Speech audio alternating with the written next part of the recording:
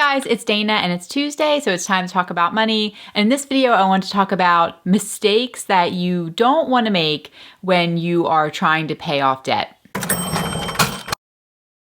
We've all made really bad mistakes, all of us, right? I know that I have made so many terrible mistakes when it comes to money and in other areas of my life too. But I always tell the kids that mistakes are important to learn from, grow from, as long as you're learning and growing from them, and try not to make the same mistake twice, right? So if you are trying to pay off debt, then these are some mistakes that maybe you can avoid, and hopefully you can, all right? So number one on the list is to not have an emergency fund, because emergencies are going to happen, right? They're going to happen. It's not a matter of if, it's a matter of when. When is it going to happen? So at least $1,000 in a savings account sitting there before you start, taking a lot of extra money and throwing it towards your debt. So if you can squeeze out any extra money in your budget, the first thing you want to do is to build up a little bit of an emergency fund, so that way you can cover the costs if anything were to happen, like an ER visit or something. You want to be able to have that money sitting there, because otherwise you're just going to use your credit card again.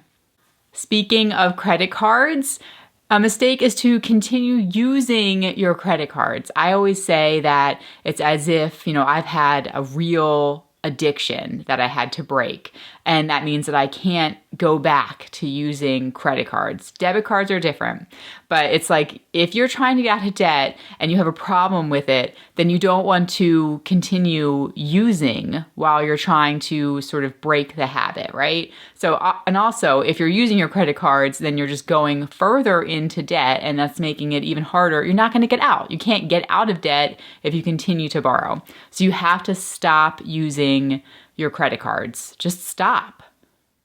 Not having an accountability partner. None of this can be done alone, all right? When people, just like with alcoholism, drug addictions, you need some help. You need somebody there to keep you accountable and to motivate, encourage you. So you have to have somebody who knows what you're doing and who can support you. Even if that's somebody in some kind of online group, if that's all you've got, that's all you've got. Then you can, get into some kind of group and they can hopefully help to keep you accountable, help to motivate you. But you need somebody. Hopefully your partner, if you're married, is one of your accountability partners.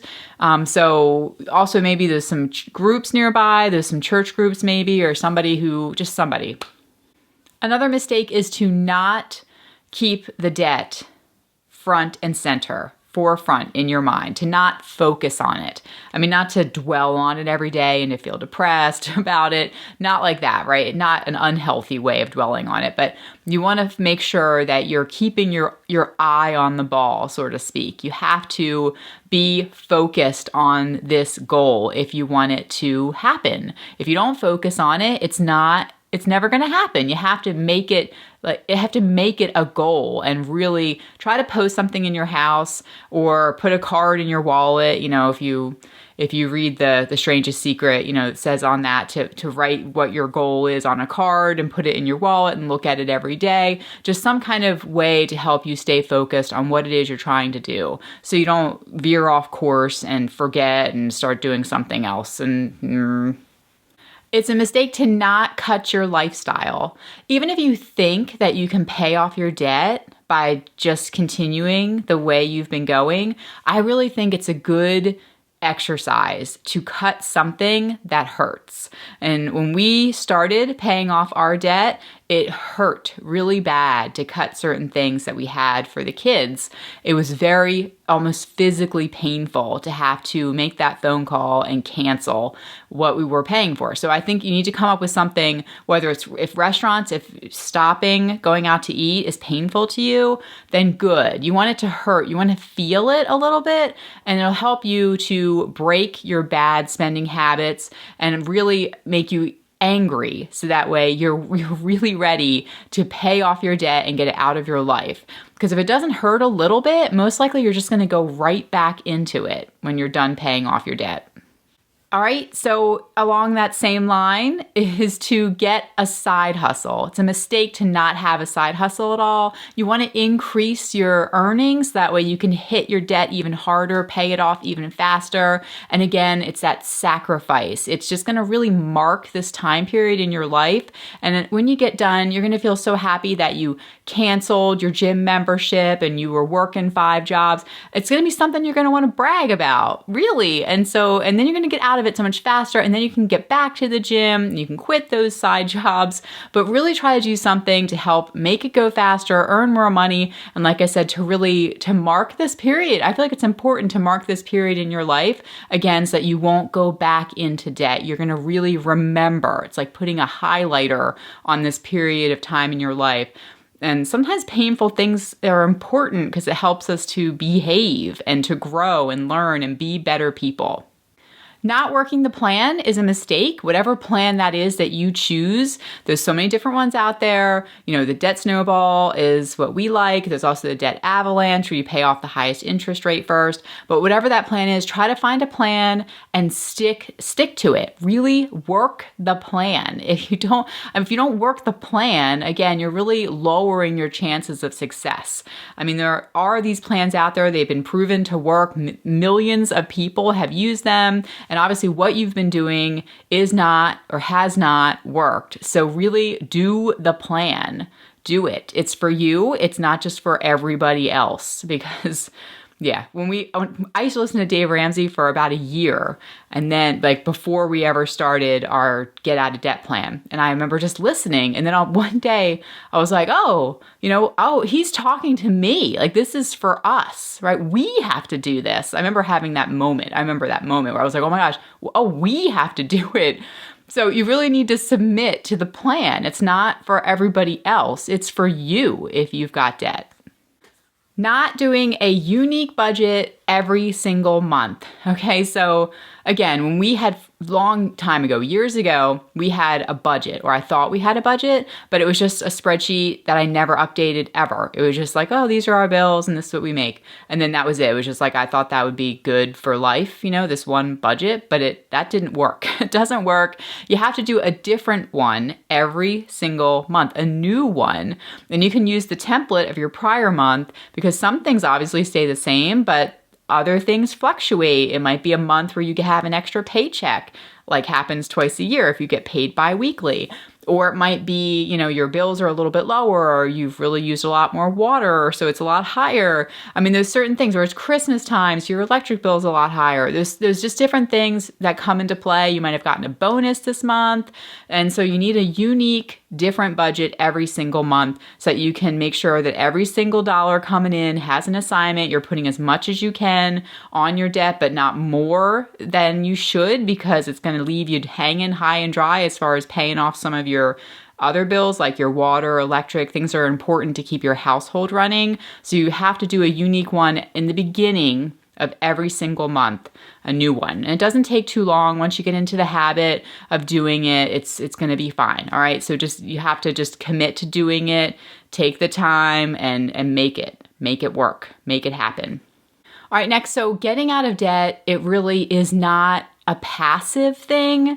It's a very emotional, aggressive, angry, emotionally charged activity. So it's not like you're just going to be like, oh, I think I'll get out of debt and it's just going to happen. It doesn't work that way. It's kind of like when, you gain weight and you're just sort of like eating one extra dessert a day, and then before you know it, you've gained 20 pounds. Well, that weight, again, doesn't just like melt away rapidly. You have to really do something about it. You have to run hard at the gym, or you lift weights. You have to sweat. You have to really work at it to get it off. And debt is the same thing.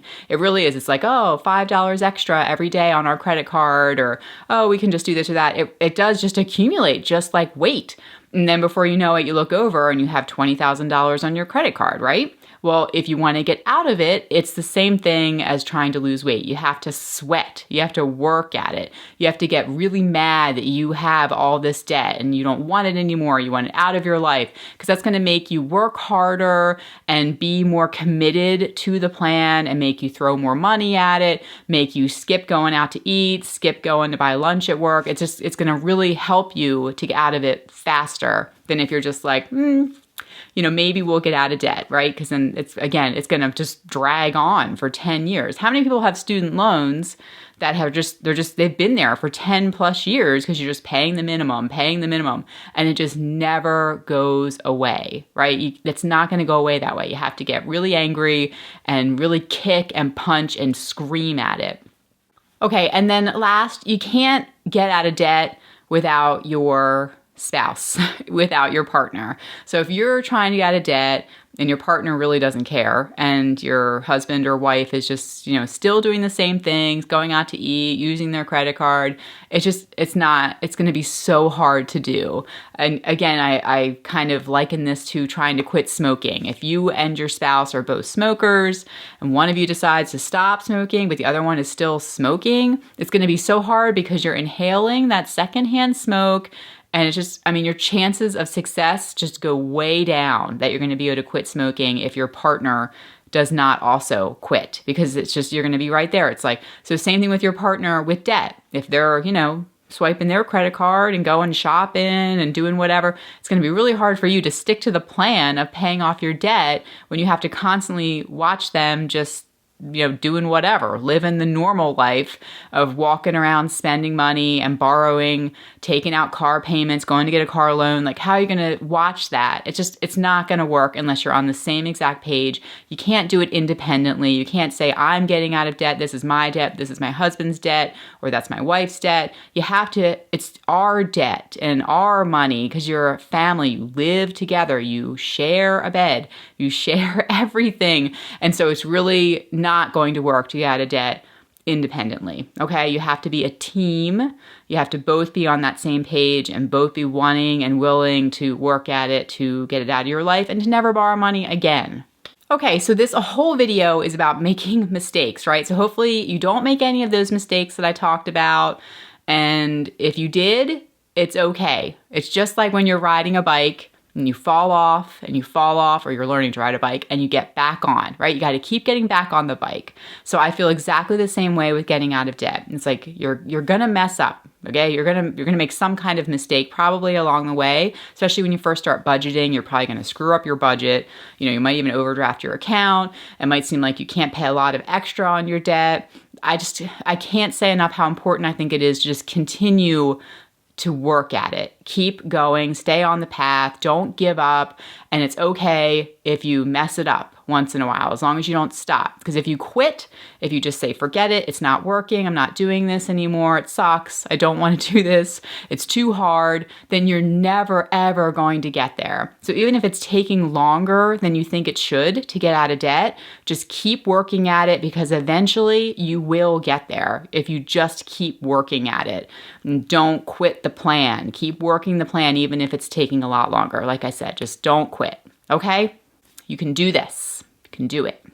Okay, you guys, that's it for today. Thank you so much for watching. If it's your first time here, be sure to subscribe. I'm here every single Tuesday talking all about money. And I also have a blog, which I'm working really hard at. So thank you to those who have gone to check it out.